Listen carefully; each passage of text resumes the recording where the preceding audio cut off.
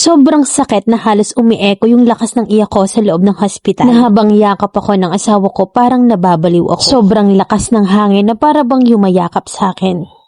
Way back 2017 nang nagkakilala kami ng asawa ko. Pinagpala ako sa asawa, masipag, mabait, maalaga at sobrang spoiled ako. 17 ako at siya naman ay 21 nang magkakilala kami. Madaming beses din kami nagtatago sa papa ko dahil sobrang higpit niya. At nung mag-legal age kami, never din naman kami nag-live-in. Hindi namin minadali dahil alam namin magiging batang ina or ama kami. Kaya't nag-enjoy lang kami sa buhay namin. Nung 2 taon na kami ay pinagchichismisan kami na baog daw ako. Dahil nga wala pa kaming baby ng asawa ko that time at hindi pa kami handa. Pero ang mga kapitbahay namin ay walang tigil sa pagkwento na kesyo baog yung asawa ko. Nasabi pa na may pikos ako. Sa totoo lang ay naiinggit ako dati lalo na sa mga kapatid ko na may mga anak na. Samantalang ako titang ina. May paiyak-iyak pa ako sa asawa ko na gusto ko na pero pag sinasabi niya na sure ka na ba, umuurong ako. At nung mag-5 taon na kami ay nag-decide na kaming magsama. Sobrang hirap pala ng buhay mag-asawa. Pero kahit na nag-a-adjust pa ako gumagaan pa rin naman. Dahil kung paano ako itrato ng papa ko na prinsesa mas doble pa ang asawa ko. At nung nagkaroon kami ng anak ay walang kasing saya. Naging mas doble yung pagmamahal sa akin ng asawa ko, pag-aalaga, pag-aasikaso. Na masasabi ko na uulit-ulitin kong magpabuntis kung ganitong lalaki yung mag-aalaga sa akin. 2021 ang pinanganak ko siya ng 2.4 kilos, maliit pero sobrang healthy. Ang pogi ng anak ko, singkit ang mata, matangos ang ilong, sobrang puti dahil mana sa papa niya. Walang paglagyan ng saya naming mag-asawa. Sobrang saya kasi iba pala ang anak kaysa sa pamangkin. Kasi alam mong sayo yon na habang dumadaan yung buwan mas naging masaya kami. Na lahat ng ginagawa ng anak ko, lagi kong pinipicturan at binivideo. Kada minuto, lagi kong hawak yung cellphone ko para picturan at videohan siya. Gusto naming mag-asawa na lagi kaming namamasyal kada day off. Sobrang bagal sa amin ng buwan at araw. Hanggang sa nag-first birthday siya. Kakaiba yung saya namin mag-asawa na makita mo yung anak mo na lumalaki at nasusubaybayan mo yung iniingatan mo. Na sa araw-araw na yun ay lagi mong binabanggit ang salitang mahal na mahal kita, anak. Sobrang mahal na mahal ka ni mama. Pero yung taong sinasabihan mo araw-araw ng mahal kita, anak, ikaw ang buhay ko mawawala na lang bigla. At napalitan ng anak, gumising ka na, umuwi na tayo. Sobrang bilis lang ng pangyayari. Nagkaroon siya noon ng diarrhea. At dahil Holy Week walang bukas na pedya, kaya napilitan kaming dalhin sa ER na dapat sana check up lang pero tinusukan agad siya ng dextrose. Nagtanong ako sa nurse, wala bang ititake na gamot or kahit na iinumin para hindi mag-dehydrate? Pero ang sagot sa akin ng nurse ay wag na kasi may dextrose naman siya. Iyak siya ng iyak pero hindi siya pinadede. Umiiyak yung anak ko magdamag hanggang sa makalimang poops na siya. Nagtanong ulit ako sa nurse, nakakalimang poops na siya. Pero ang sagot lang sa akin ng nurse okay lang yan, wala pa kasi si doc. Intayin mo na lang. Halos 20 hours kami nagantay ng doktor. At ang sabi sa amin ng doktor ay, okay na si baby, ayusin nyo na lang yung bill. Pero hindi pa nakakalabas ang doktor inaatake na ng asma yung anak ko. At pagdating ng 1:30, kinumbulsyon. Yung asawa ko paalis-alis dahil sa gamot at pagkuha ng gamit namin sa bahay. Nasaksihan kong mag-isa yung paghihirap ng anak ko at wala akong katuwang. Wala akong kasama kaya kitang-kita kong lahat. Hanggang sobrang dami na ng kinabit na aparata sa kanya. Hindi ko na alam kung ano yung mga kinakabit dahil nalalabo na yung mata ko kakaiyak. Dahil nakita ko na may itim na yung kuko ng anak ko. At nung umaakyat na pataas yung pangingitim niya, kinukumuta na siya ng nurse. Kaya't nagtanong ako, okay lang ba yung anak ko? Sabi niya lang sa akin, magdasal tayo, mami. At habang pupunta kami sa 3rd floor, lahat ng staff ng hospital nakatingin sa amin. Ayokong mawala ng pag-asa pero yung tingin nila sa amin nakakaawa. Habang papalapit kami sa kwarto, sobrang lakas ng hangin na parabang yumayakap sa akin. At wala pa kaming 10 minutes sa admitting room, pinupush na sa dibdib yung anak ko. Sobrang sakit na halos umieko yung lakas ng iyak ko sa loob ng hospital. At ang gusto ng doktor ay tubuhan yung anak ko na 1 taon pa lang. Na habang yakap ako ng asawa ko, nababaliw ako. At sinabi sa akin ng doktor na wala na yung anak ko. Binuhat ko yung anak ko na wala ng buhay. Niyakap ko at hinalikan ko at sobrang sakit palang mawala ng anak. Dinama ko yung huling yakap at halik sa anak ko habang humahagulgol ako ng iyak. Habang sinasabi ko na, anak, gumising ka na mahal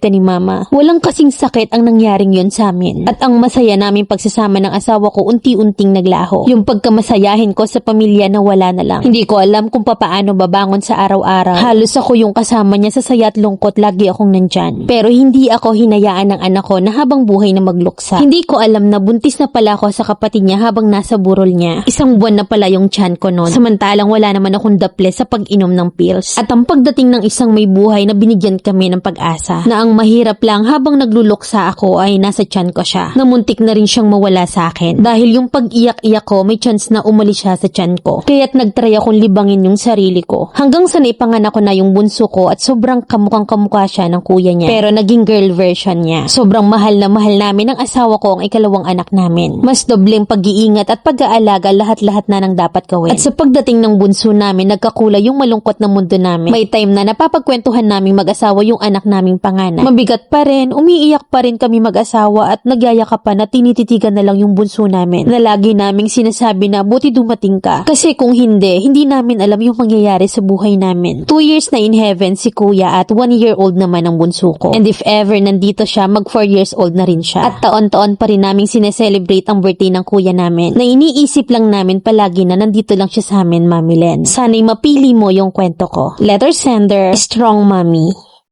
Grabe yung bigat, Mami. Ramdam ko yung kwento mo sobra. Walang masasakit sa isang ina na nawala ng anak. May umalis man at may dumating pero iba pa rin yung umalis. And thank God na napagtibayan yung mag-asawa. May napanood ako sa MMK. Estudyante pa ako nun eh. Sabi ni Miss Vilma Santos nun. Kasi namatay yung anak niyang si Maha Salvador. Dun sa kwento ha. I-search nyo na lang kasi hindi ko na alam yung title. Sabi niya, pag ang asawa daw namatay, ang tawag sa naiwan, byudo, byuda, balo. Ang anak pag namatayan ng magulang, ang tawag ulila. Pero ang ina or magulang pag namatayan ng anak, walang tawag doon. Wala kasing salita na magpapaliwanag sa nararamdaman ng ina na nawala ng anak. Walang sakit na magpapaliwanag ng pangungulila kasi hindi yun mabubura. At yung isang kasabihan pa na, the heaviest caskets are the smallest ones.